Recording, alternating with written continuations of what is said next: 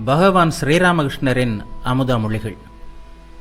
குருதேவர் இரவு பகலாக சமாதியில் ஆழ்ந்திருந்தார். இரவும் பகலும் எப்படி போகிறது என்றே அவருக்கு தெரியவில்லை. ஏதோ அவ்வப்போது பக்தர்களிடம் இறைவனை பற்றி பேசுகிறார், பாடுகிறார். பிற்பகல் 3-4 மணி இருக்கும். குருதேவர் சிறிய கட்டிலின் மீது பரவச நிலையில் உட்கார்ந்திருந்ததை மா கண்டார். சிறிது நேரத்திற்கு பிறகு தேவியுடன் பேசத் தொடங்கினார். பேச்சின் நடுவே, அம்மா, அவனுக்கு ஏன் ஒரு கலை மட்டும் கொடுத்தாய் என்று கேட்டார். சிறிது நேரம் மௌனமாக இருந்தார். பிறகு, அம்மா, புரிந்து கொண்டேன். ஒரு கலையே அவனுக்கு போதும். அதை கொண்டே அவன் உன்னுடைய காரியங்களை செய்து முடிப்பான், மக்களுக்கு போதிப்பான் என்றார். இவ்வாறு குருதேவர் தம் சீடர்களுக்கு சக்தியை கொடுக்கிறாரா என்ன? பிறகு மக்களுக்கு போதிப்பதற்காக அவர்களை இப்போதே தயார் செய்கிறாரா? மாவுக்கு அருகில் ராக்காலும் அறையில் அமர்ந்திருந்தார். குருதேவர் இன்னமும் பரவச நிலையிலேயே இருந்தார். ராக்காலிடம், நீ கோபப்பட்டாயே, உனக்கு ஏன் கோபமுட்டினேன் தெரியுமா? காரணம் இருக்கிறது. மருந்து சரியாக வேலை செய்வதற்காகத்தான் அப்படி செய்தேன். பரு முகம் கூட்டிய பிறகுதான் அதை உடையவோ வற்றவோ மருந்து போடவோ வேண்டும் என்று கூறினார். சிறிது நேரம் கழித்து மீண்டும் பேசினார். ஹாஸ்ராவை ஒரு உலர்ந்த கட்டையாக கண்டேன். அப்படியிருந்தும் அவன் ஏன் இங்கே இருக்கிறான்? அதற்கு காரணம் இருக்கிறது. ஜடிலனும் குடிலனும் இருந்தால்தான் விளையாட்டு சிறக்கும். மாவிடம், தெய்வ வடிவங்களை ஏற்றுக்கொள்ள வேண்டும். ஜெகதாத்திரி வடிவத்தின் பொருள் என்ன தெரியுமா? உலகத்தை தாங்கிக் கொண்டிருப்பவள் என்பதுதான். அவள் தாங்கிக் கொண்டிருக்காவிட்டால், அவள் காப்பாற்றாவிட்டால் உலகம் விழுந்துவிடும், நாசமாகி போகும். மனமாகிய யானையை யாரால் அடக்க முடிகிறதோ அவனுடைய இதயத்தில் ஜெகதாத்திரே தோன்றுகிறாள். மனம் ஒரு மத யானை என்று ராக்கால் கூறினார். ஸ்ரீராமகிருஷ்ணர் கூறினார், அதனால்தான் சிம்மவாகினியின் வாகனமான சிங்கம் யானையை அடக்கி வைத்திருக்கிறது. இரவு நெருங்கியது. கோவிலின் தீபாராதனை ஆரம்பமாயிற்று. சந்தியா வேளை. குருதேவர் தமது அறையில் அமர்ந்தபடி தேவதேவியரின் திருநாமத்தை உச்சரித்துக் கொண்டிருந்தார். அறையில் தூபம் இடப்பட்டிருந்தது. குருதேவர் கூப்பிய கைகளுடன் சிறிய கட்டிலின் மீது உட்கார்ந்து தேவியை சிந்தித்துக் கொண்டிருந்தார். பல்கேரியாவிலிருந்து கோவிந்த முகர்ஜியும் அவருடைய நண்பர்களும் வந்து அவரை வணங்கிவிட்டு தரையில் அமர்ந்திருந்தனர். மாவும் ராக்காலும் அங்கே இருந்தனர். அறைக்கு வெளியில் நிலவின் ஒளி எங்கும் பரவி இருந்தது. உலகம் அமைதியில் நிறைந்திருந்தது. அறையில் பக்தர்கள் மௌனமாக உட்கார்ந்து குருதேவரின் சாந்த திருவுருவை பார்த்து கொண்டிருந்தனர். அவர் பரவச நிலையில் இருந்தார். சிறிது நேரத்திற்கு பிறகு அந்த நிலையிலேயே பேசத் தொடங்கினார். உங்களுக்கு சந்தேகங்கள் இருக்குமானால் எல்லாவற்றையும் கேளுங்கள், பதில் சொல்கிறேன் என்றார். கோவிந்தரும் மற்ற பக்தர்களும் யோசிக்கத் தொடங்கினர். காளி தேவி ஏன் இந்த உருவத்துடன் காணப்படுகிறாள் என்று கோவிந்தர் கேட்டார். குருதேவர் கூறினார், தொலைவு காரணமாகத்தான். அருகில் சென்றால் எந்த நிறமும் இல்லை. குளத்து தண்ணீர் தூரத்திலிருந்து பார்த்தால் கருப்பாக தெரிகிறது. அருகில் சென்று கையில் எடுத்து பார்த்தால் நிறமே இல்லை. தொலைவிலிருந்து ஆகாயம் நீல நிறமாக தோன்றுகிறது. அருகில் உள்ள ஆகாயத்தை பார், எந்த நிறமும் இல்லை. இறைவனை நெருங்குகின்ற அளவிற்கு அவருக்கு பெயரும் வடிவமும் இல்லை என்பது புரியும். அவரிலிருந்து சிறிது அகன்றால் மறுபடியும் புல் பூவின் நிறமுடைய என் அன்னை காளி. காளி புருஷனா பிரகிருத்தியா? ஒரு பக்தன் பூஜை செய்தான். அந்த பூஜையை பார்க்க வந்த மற்றொருவன் தேவியின் கழுத்தில் பூநூலை கண்டான். உடனே அவன், தேவியின் கழுத்தில் பூநூலை போட்டிருக்கிறாயே என்று கேட்டான். அதற்கு பக்தன், தம்பி, நீ தேவியை பற்றி தெரிந்து கொண்டாய் போலிருக்கிறது. என்னால் இன்னமும் அறிந்து கொள்ள முடியவில்லை. அவள் புருஷனா பிரகிருத்தியா என்று நிச்சயமாக என்னால் இன்னமும் அறிந்து கொள்ள முடியவில்லை. அதனால்தான் பூநூல் அணிவித்துள்ளேன் என்றான். யார் காளியோ அவளே பிரம்மம். உருவம் உள்ளவர் யாரோ அவரே உருவம் அற்றவர். யார் குணம் உடையவரோ அவரே குணங்கள் அற்றவர். பிரம்மமே சக்தி, சக்தியே பிரம்மம். வேறுபாடு இல்லை. சச்சிதானந்த மையனும் சச்சிதானந்த மையையும். கோவிந்தர் கேட்டார், யோக மாயை என்று ஏன் சொல்கிறார்கள்? ஸ்ரீராமகிருஷ்ணர் கூறினார், யோக மாயை என்பது புருஷன் பிரகிருதி ஆகிய இரண்டின் சேர்க்கை. நீ காண்பதெல்லாம் புருஷ பிரகிருதியின் சேர்க்கைதான். சிவ காளி வடிவத்தை பார். சிவன் மீது காளி நின்று கொண்டிருக்கிறாள். சிவன் சவம் போல் விழுந்து கிடக்கிறார். காளி சிவனை பார்த்து கொண்டிருக்கிறாள். இதெல்லாம் புருஷ பிரகிருதி சேர்க்கைதான். புருஷன் செயலற்றவன். அதனால்தான் சிவன் சவம் போல் கிடக்கிறான். புருஷனுடைய சேர்க்கையால் பிரகிருதி படைத்தல், காத்தல், அழித்தல் என்று எல்லாவற்றையும் செய்கிறாள். ராதையும் கிருஷ்ணனும் சேர்ந்திருக்கும் உருவத்தின் பொருளும் இதுதான். இந்த சேர்க்கைக்காகத்தான் அது வளைந்த நிலையில் உள்ளது. இந்த சேர்க்கையை காட்டுவதற்காகத்தான் கிருஷ்ணர் மூக்கில் முத்து அணிந்திருக்கிறார். ராதை தன் மூக்கில் நீலமணி அணிந்துள்ளாள். ராதையின் வெண்ணிறம் முத்தை போல் பிரகாசிக்கிறது. கிருஷ்ணர் நீல நிறம் படைத்தவர். ஆகவேதான் ராதை நீலமணி அணிந்திருக்கிறாள். ஸ்ரீகிருஷ்ணர் மஞ்சள் உடையையும் ராதை நீல உடையையும் உடுத்தியிருக்கிறார்கள். உத்தம பக்தன் யார்? பிரம்மஞானம் பெற்ற பிறகு அந்த பிரம்மமே உயிர்களாகவும் உலகமாகவும் 24 தத்துவங்களாகவும் ஆகியிருப்பதை காண்பவனே உத்தம பக்தன். முதலில் இது அல்ல இது அல்ல என்று ஆராய்ச்சி செய்து மாடியை அடைய வேண்டும். பிறகு மாடி எந்த பொருட்களால் கட்டப்பட்டிருக்கிறதோ அதே செங்கல், சுண்ணாம்பு முதலிய பொருட்களால் தான் படிகளும் கட்டப்பட்டுள்ளன என்பதை பக்தன் அறிகிறான். அப்போது பிரம்மமே உயிர்கள், உலகம் ஆகிய எல்லாமாக இருப்பதை காண்கிறான். வெறும் ஆராய்ச்சியா? சீச்சி, பயனில்லை. குருதேவர் காரை துப்பினார். ஆராய்ச்சி செய்து நான் ஏன் வறண்டு போய் வாழ வேண்டும்? நான், நீ என்பது இருக்கும் வரை இறைவனுடைய திருவடி கமலத்தில் சுத்த பக்தி வேண்டும்.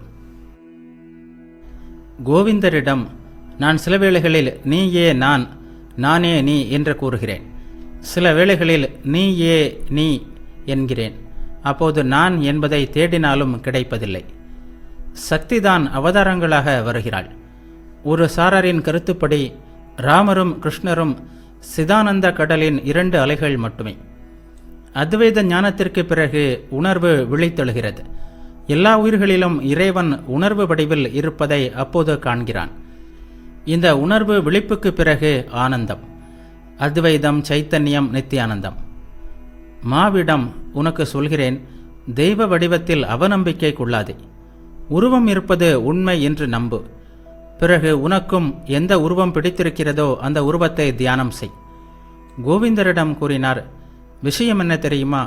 இன்ப நுகர்ச்சியின் நாட்டம் இருக்கும் வரை இறைவனை அறியவோ காணவோ மனம் இயங்குவதே இல்லை. குழந்தை விளையாட்டில் ஆழ்ந்து எல்லாவற்றையும் மறந்திருக்கிறது. இனிப்பை கொடுத்து கூப்பிடு, அதை ஏதோ சிறிது உண்ணும், அவ்வளவுதான். ஆனால் விளையாட்டு பிடிக்காத போது, இனிப்பு பிடிக்காத போது அம்மாவிடம் போவேன் என்று சொல்லும். அதன் பிறகு இனிப்பு வேண்டியதில்லை.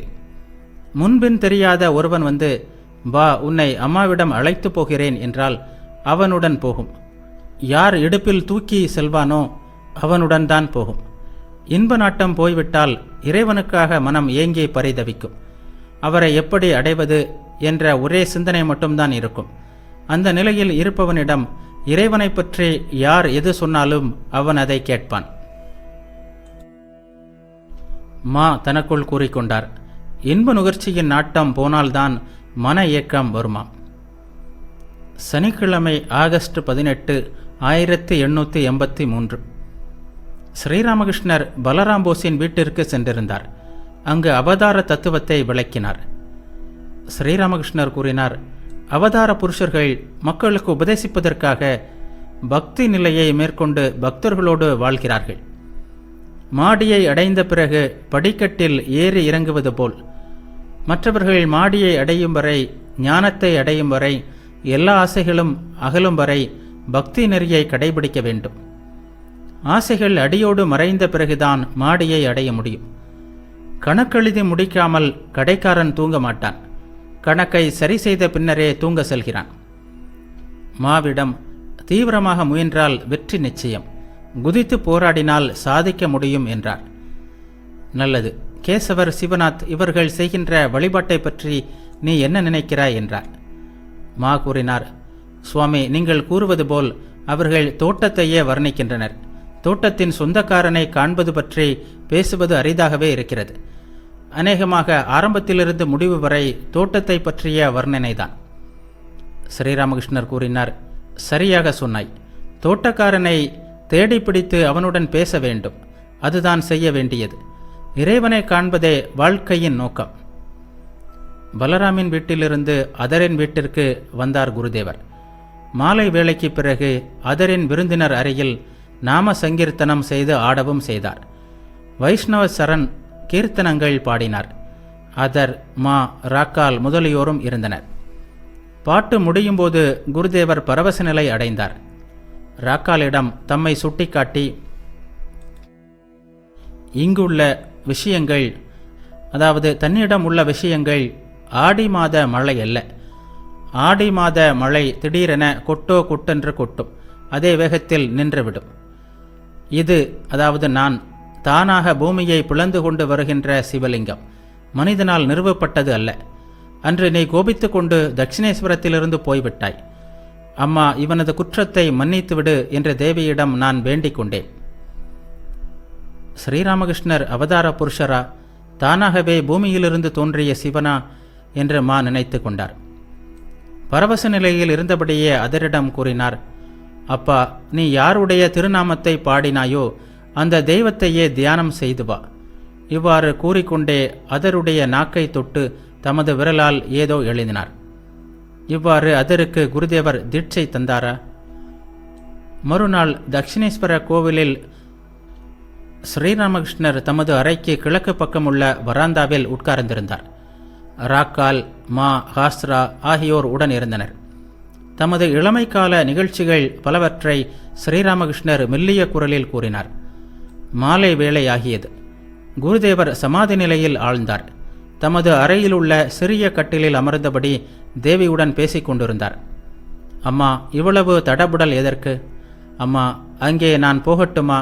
நீ கூட்டி சென்றால் நான் போவேன் என்றார். குருதேவர் ஒரு பக்தரின் வீட்டிற்கு போவதாக இருந்தது. எனவே தேவியின் திருவுள்ளத்தை எதிர்பார்த்து இவ்வாறு கேட்கிறாரா? குருதேவர் மீண்டும் தேவியிடம் பேசலானார். தமது அந்தரங்க பக்தர் ஒருவரை பற்றி அவர் பேசுவது போல் இருந்தது. அம்மா, அவனை நேர் வழியில் செலுத்து. போகட்டும். அம்மா, அவனுக்கு ஒரு கலை மட்டும் ஏன் கொடுத்தாய்? சிறிது நேரம் மௌனமாக இருந்துவிட்டு மீண்டும் பேசினார். ஓ, புரிந்துவிட்டது. இதிலேயே உன் பணி நடந்துவிடும், அப்படித்தானே? 16 கலைகளில் ஒன்று இருந்தாலே தேவியின் பணி, அதாவது உலகிற்கு போதனை செய்வது நடந்துவிடும் என்பதை குருதேவர் கூறுகிறாரா? மீண்டும் குருதேவர் பரவச நிலையில் ஆழ்ந்தார். அந்த நிலையிலேயே மா முதலியோருக்கு ஆத்யா சக்தி மற்றும் அவதார தத்துவம் பற்றி கூறினார். யார் பிரம்மமோ அவரே சக்தி. அந்த சக்தியையே நான் அம்மா என்று அழைக்கிறேன். அவர் செயலற்றவராக இருக்கும்போது அவரை பிரம்மம் என்கிறேன். படைத்தல், காத்தல், அழித்தல் போன்ற செயல்களில் ஈடுபடும்போது சக்தி என்கிறேன். இது தண்ணீர் நிலையாக நிற்பதையும் அலையாக எழுவதையும் போன்றதாகும். சக்தியின் திருவிளையாடலே அவதாரம். பிரேம பக்தியை போதிப்பதற்காக அவதாரம் நிகழ்கிறது. அவதார புருஷர் பசுவின் மடியை போன்றவர். பால் பசுவின் மடியிலிருந்து மட்டும் கிடைக்கும். வயலின் உள்ளே மீன் வந்து சேர்வது போல் இறைவன் மனிதனில் அவதரிக்கிறார். ஸ்ரீகிருஷ்ணர், சைத்தன்யர், இயேசு போன்ற ஓர் அவதார புருஷரா ஸ்ரீராமகிருஷ்ணர் என்ற பக்தர்களுள் பலர் சிந்திக்கலாயினர்.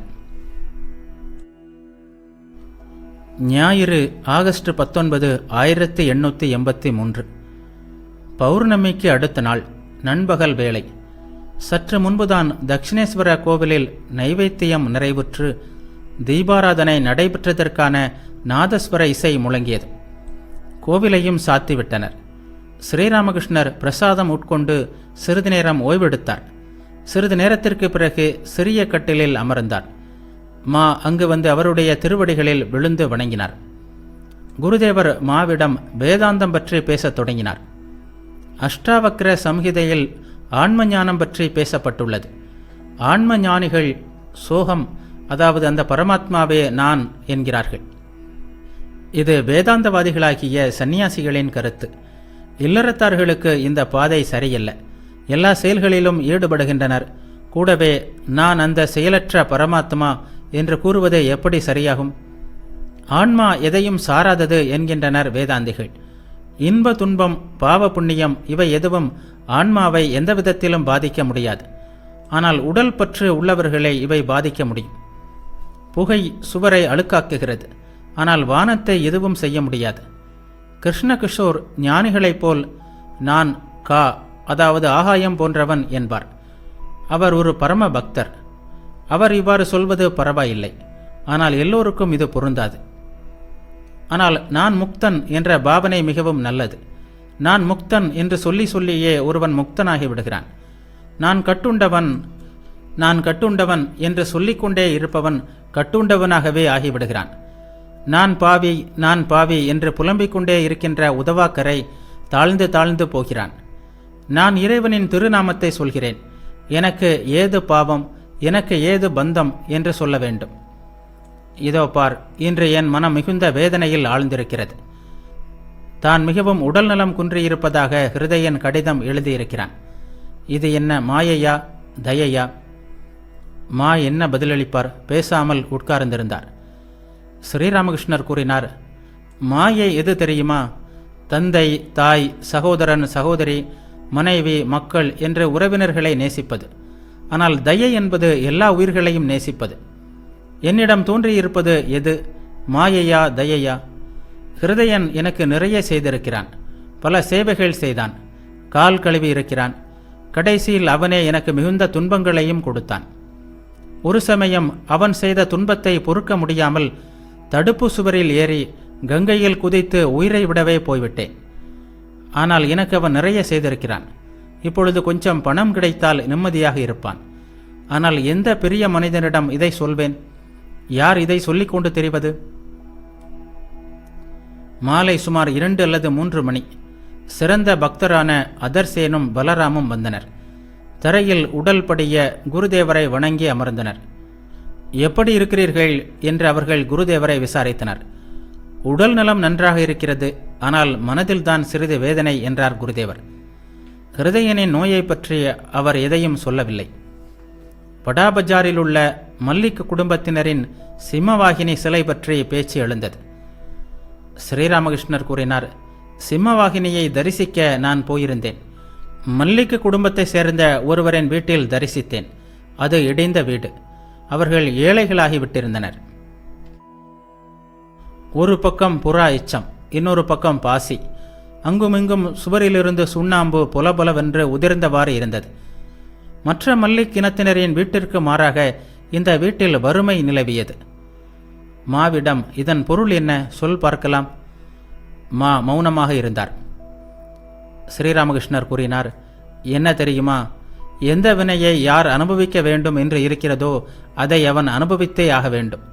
சம்ஸ்காரம், முன்வினை பயன் இவற்றை நம்பத்தான் வேண்டும். அந்த இடிந்த வீட்டிலும் சிம்மவாகினியின் முகத்தில் தெய்வீக பொலிவு மிளிரவே செய்தது. சிலைகளில் தெய்வம் உறைவதை ஒப்புக்கொள்ளத்தான் வேண்டும். நான் ஒருமுறை விஷ்ணுபூருக்கு போயிருந்தேன். அரசருக்கு பல கோவில்கள் உள்ளன. ஒரு கோவிலில் தேவியின் சிலை இருந்தது. தேவியின் பெயர் மருண்மயி. கோவிலின் அருகில் கிருஷ்ண குளம், லால் குளம் என்றெல்லாம் பல குளங்கள் இருந்தன. குளத்து நீரில் பெண்கள் தலைக்கு தேய்த்து கொள்ளும் வாசனை எண்ணெயின் மனம் வந்தது. எப்படி வந்தது சொல் பார்க்கலாம். எனக்கும் முதலில் தெரியவில்லை. மருண்மயி தேவியை தரிசிக்க வருகின்ற பெண்கள் இந்த வாசனை எண்ணெயை தேவிக்கு அர்ப்பணிப்பார்களாம். குளத்தருகில் எனக்கு பரவச நிலை ஏற்பட்டது. சிலையை தரிசிப்பதற்கு முன்பாகவே இது ஏற்பட்டது. அந்த நிலையில் குளத்தின் அருகில் மருண்மயி தேவியின் தரிசனம் கிடைத்தது.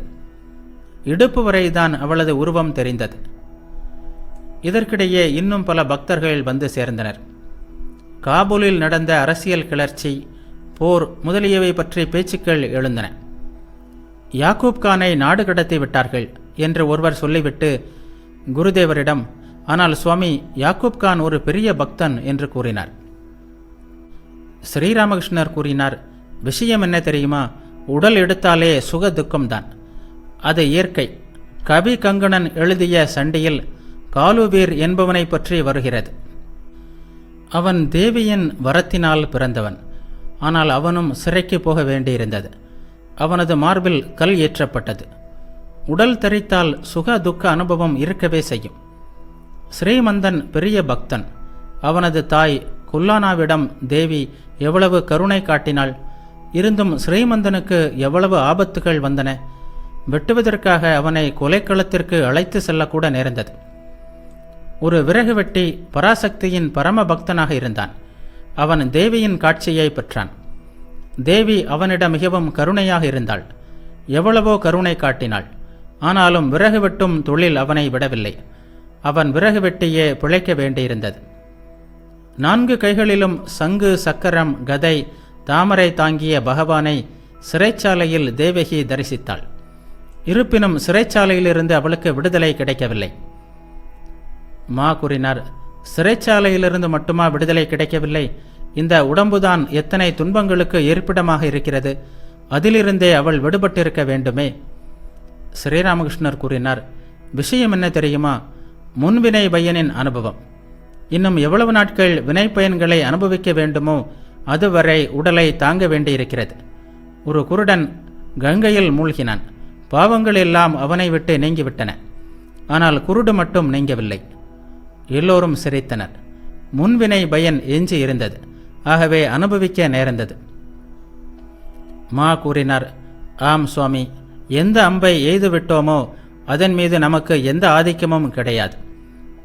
ஸ்ரீராமகிருஷ்ணர் கூறினார், உடம்பின் சுக துக்கங்கள் எப்படியோ போகட்டும். ஞானமும் பக்தி என்ற சொத்தும் பக்தனிடம் நிலைத்து நிற்கிறது. இந்த சொத்து ஒருபோதும் அவனிடமிருந்து விலகுவதில்லை. பாண்டவர்களை எடுத்துக்கொள். எவ்வளவு துன்பங்களை அனுபவித்தார்கள். அத்தனை துன்பங்களிலும் அவர்கள் ஒருமுறை கூட கடவுளை மறக்கவில்லை. அவர்களை போன்ற ஞானிகள், அவர்களை போன்ற பக்தர்கள் எங்கே இருக்கிறார்கள்? அப்போது நரேந்திரரும் விஸ்வநாத உபாத்தியாயரும் வந்தனர். விஸ்வநாத் நேபாள மன்னரின் வக்கீல். அரசு தூதராகவும் பணிபுரிந்த அவரை கேப்டன் என்று குருதேவர் அழைப்பது வழக்கம். நரேந்திரருக்கு வயது 24. BA படித்து கொண்டிருந்தார். அவர் அவ்வப்போது பொதுவாக ஞாயிற்றுக்கிழமைகளில் குருதேவரை பார்க்க வருவார். அவர்கள் குருதேவரை வணங்கிவிட்டு தரையில் அமர்ந்தனர். குருதேவர் நரேந்திரரை பாடும்படி கேட்டுக்கொண்டார். அறையில் மேற்கு சுவரில் தம்புரா மாட்டப்பட்டிருந்தது. பாடுவதற்காக தபேலாவில் ஸ்ருதி கூட்டிக் கொண்டிருந்த நரேந்திரரையே எல்லோரும் பார்த்து கொண்டிருந்தனர். ஸ்ரீராமகிருஷ்ணர் நரேந்திரரிடம், பார், அதில் முன்போல் சத்தமில்லை. கேப்டன் கூறினார், அது பூரணமாகிவிட்டது, அதனால்தான் சத்தமில்லை. எல்லோரும் சிரித்தனர். அது நிறைகுடம். ஸ்ரீராமகிருஷ்ணர் கேப்டனிடம் கூறினார், ஆனால் நாரதர் முதலான ரிஷிகள்? அவர்கள் மற்றவர்களின் துயரத்தைக் கண்டு அதற்காகத்தான் உபதேசித்தனர் என்றார் கேப்டன். ஸ்ரீராமகிருஷ்ணர் கூறினார், ஆம், நாரதர், சுகதேவர் முதலியோர் சமாதி நிலைக்கு பிறகு இறங்கி வந்தனர். கருணை காரணமாக மற்றவர்களின் நன்மைக்காக அவர்கள் பேசினர். நரேந்திரர் பாடத் தொடங்கினார். இன்பமாகிய அமுதமே என்ற வார்த்தைகளை கேட்டதும் குருதேவர் ஆழ்ந்த சமாதியில் மூழ்கினார். அவர் கூப்பிய கைகளுடன் கிழக்கு நோக்கி அமர்ந்திருந்தார். உடம்பு நிமிர்ந்திருந்தது. ஆனந்தமயியின் உருவக்கடலில் மூழ்கியிருந்தார் அவர். வெளியுலக உணர்வு அவரிடம் அடியோடு அற்றுப்போய்விட்டது. மூச்சு விடுகிறாரா இல்லையா என்பது கூட தெரியவில்லை. கண்கள் இமைக்கவில்லை. சித்திரம்போல் அசைவற்று அமர்ந்திருந்தார். இந்த உலகத்தை விட்டு வேறு எங்கோ சென்று விட்டார் போலும். குருதேவரின் சமாதி நிலையை கண்டதும் நரேந்திரர் அறையை விட்டு கிழக்கு வராந்தாவிற்கு சென்றார். அங்கே ஒரு கம்பளி மீது துளசி மாலையும் கையுமாக ஹாஸ்ரா உட்கார்ந்திருந்தார். அவருடன் நரேந்திரர் பேசிக் கொண்டிருந்தார். அறை முழுவதும் பக்தர்கள் நிறைந்திருந்தனர். சமாதி கலைந்ததும் ஸ்ரீராமகிருஷ்ணர் பக்தர்களின் மீது பார்வையை செலுத்தினார். நரேந்திரர் காணப்படவில்லை. தம்புரா மட்டும் தரையில் வைக்கப்பட்டிருந்தது. பக்தர்கள் எல்லோரும் ஸ்ரீராமகிருஷ்ணரை ஆவலுடன் பார்த்து கொண்டிருந்தனர். ஸ்ரீராமகிருஷ்ணர் கூறினார், நெருப்பை மூட்டிவிட்டான். இனி அவன் எங்கே இருந்தால் என்ன, போனால் என்ன? கேப்டன் முதலியோருடன், சிதானந்தத்தை மனதில் நிறுத்துங்கள், உங்களுக்கு ஆனந்தம் உண்டாகும். சிதானந்தம் இருக்கவே செய்கிறது. ஆனால் ஆவரணம் மற்றும் விஷேபம் காரணமாக மூடப்பட்டிருக்கிறது. உலகில் பற்று எந்த அளவு குறையுமோ அந்த அளவுக்கு இறை சிந்தனை அதிகரிக்கும். கேப்டன் கூறினார், கல்கத்தாவில் வீட்டை நோக்கி செல்லும் அளவிற்கு காசி எட்டி போகிறது. காசியை நோக்கி செல்லும் அளவிற்கு நம் வீடு நம்மை விட்டு அகன்று போகிறது. ஸ்ரீராமகிருஷ்ணர் கூறினார், ராதை கிருஷ்ணனை நெருங்கும் அளவிற்கு கிருஷ்ணனின் திருமேனி சுகந்தத்தை அனுபவிக்கிறாள். இறைவனை நெருங்கும் அளவிற்கு நம்மில் பாவனை பக்தி ஏற்படுகிறது. நதி கடலை நெருங்க நெருங்க நீரேற்றமும் நீரிறக்கமும் அதிகரிக்கிறது. ஞானிகளின் உள்ளத்தில் தொடர்ச்சியாக ஞான கங்கை ஓடிக்கொண்டிருக்கிறது. ஞானிக்கு எல்லாமே கனவு போன்றதுதான். அவன் எப்பொழுதும் தன் சொந்த நிலையில் நிலைத்திருக்கிறான். ஆனால் பக்தனின் உள்ளத்தில் அது போன்ற தொடர்ச்சி இல்லை. அங்கே ஏற்றமும் இரக்கமும் உண்டு. அவன் சிரிக்கிறான், அழுகிறான், ஆடுகிறான், பாடுகிறான். பக்தன் பகவானுடன் விளையாட விரும்புகிறான். சில சமயம் நீந்துகிறான். தண்ணீரில் பனித்துண்டுகள் மூழ்கி மூழ்கி எழுவது போல் சில சமயம் மூழ்குகிறான், சில சமயம் எழுகிறான். ஞானி பிரம்மத்தை அறிய விரும்புகிறான். பக்தனுடைய பகவான் 6 ஐஸ்வர்யங்கள் நிறைந்தவர், எல்லாம் வல்லவர். ஆனால் உண்மையில் பிரம்மமும் சக்தியும் வேறல்ல. யார் சச்சிதானந்தமோ அவரே சச்சிதானந்தமை. வைரமும் அதன் ஒளியும் போல. வைரத்தின் ஒளி என்றால் வைரத்தை உணர்கிறோம்.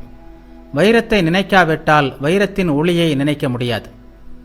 அதேபோல் வைரத்தின் ஒளியை நினைக்காவிட்டால் வைரத்தை நினைக்க முடியாது. ஒரே சச்சிதானந்தம். சக்தியின் வேறுபாட்டால் உபாதி வேறுபாடு உண்டாகிறது.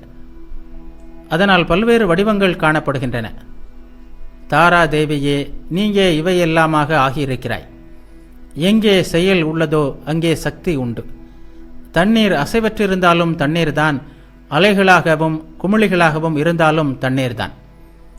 அந்த சச்சிதானந்தமே படைத்தல், காத்தல், அழித்தல் ஆகிய முத்தொழில்களை செய்கின்ற ஆத்யா சக்தி. கேப்டன் எந்த வேலையும் செய்யாமல் இருக்கும்போதும் கேப்டன் தான். வெள்ளைக்காரனிடம் போகும்போதும் அதே கேப்டன் தான். வெறும் உபாதியில்தான் வேறுபாடு.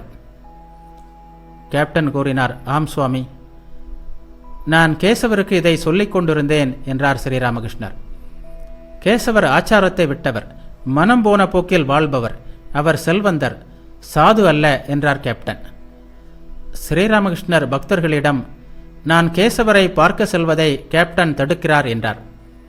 கேப்டன் கூறினார், சுவாமி, நீங்கள் போகத்தான் செய்வீர்கள், நான் என்ன செய்ய முடியும்? ஸ்ரீராமகிருஷ்ணர் வெறுப்புடன் கூறினார், நீங்கள் வெள்ளைக்காரனிடம் போகலாம், அதுவும் காசு பணத்திற்காக. நான் கேசவரை பார்க்க போகக்கூடாதா? அவர் தெய்வ சிந்தனை செய்கிறார், ஹரிநாமம் சொல்கிறார். இறைவன், மாயை, உயிர், உலகம் என்று நீங்களே சொல்வதில்லையா? யார் இறைவனோ அவரே இந்த எல்லா உயிர்களாகவும் உலகங்களாகவும் ஆகியிருக்கிறார். இவ்வாறு சொல்லிக்கொண்டே குருதேவர் திடீரென்று எழுந்து வடகிழக்கு வராந்தாவிற்கு போனார். கேப்டனும் மற்ற பக்தர்களும் அவர் திரும்பி வருவதை எதிர்பார்த்து காத்திருந்தனர். குருதேவருடன் வராந்தாவிற்கு வந்தார். அங்கே நரேந்திரர் ஹாஸ்ராவுடன் பேசிக் கொண்டிருந்தார். ஹாஸ்ரா வரட்டு ஆராய்ச்சி செய்பவர் என்பது குருதேவருக்கு தெரியும். உலகம் கனவு போன்றது. பூஜை, நைவேத்தியம் எல்லாம் மன பிரம்மை. சொந்த இயல்பை சிந்திப்பது மட்டுமே நமது நோக்கம். நானே அவன் என்றெல்லாம் ஹாஸ்ரா சொல்வார். ஸ்ரீராமகிருஷ்ணர் புன்முறுவலுடன், என்னப்பா, என்ன பேசிக் கொண்டிருக்கிறீர்கள்? நரேந்திரர் சிரித்தபடியே, பெரிய பெரிய விஷயங்களை பற்றி நாங்கள் எவ்வளவோ பேசிக் கொண்டிருக்கிறோம். ஸ்ரீராமகிருஷ்ணர் சிரித்து கொண்டே, ஆனால் சுத்த ஞானமும் சுத்த பக்தியும் ஒன்றுதான். சுத்த ஞானம் எங்கே அழைத்து செல்லுமோ அங்கேதான் சுத்த பக்தியும் அழைத்து செல்கிறது. பக்தி நெறி மிகவும் சுலபமான பாதை. நரேந்திரர் பாடினார், பித்தனாய் ஆக்கிவிட வேண்டும் அம்மா இந்த பேதையை, பிரம்மமய பொருளே, எத்தனை ஆராய்ச்சி அறிவினால் செய்யணும், எள்ளத்தனையும் பயனில்லையே. மாவிடம் கூறினார், பாருங்களேன், ஹாமில்டனின் நூலில் படித்தேன். A learned ignorance is the end of philosophy and the beginning of religion என்று எழுதுகிறார் அவர். படித்த அறியாமைதான் தத்துவத்தின் முடிவும் ஆன்மீகத்தின் ஆரம்பமும் ஆகும். ஸ்ரீராமகிருஷ்ணர் மாவிடம், அதன் பொருள் என்னப்பா என்று கேட்டார். நரேந்திரர் கூறினார், தத்துவ சாஸ்திரத்தை படித்தவன் படித்த முட்டாளாகிறான். பிறகு ஆன்மீகம் ஆன்மீகம் என்று தேடுகிறான். அப்போது ஆன்மீக வாழ்வு ஆரம்பிக்கிறது. ஸ்ரீராமகிருஷ்ணர் சிரித்தவாறே, தேங்க்யூ தேங்க்யூ என்றார்.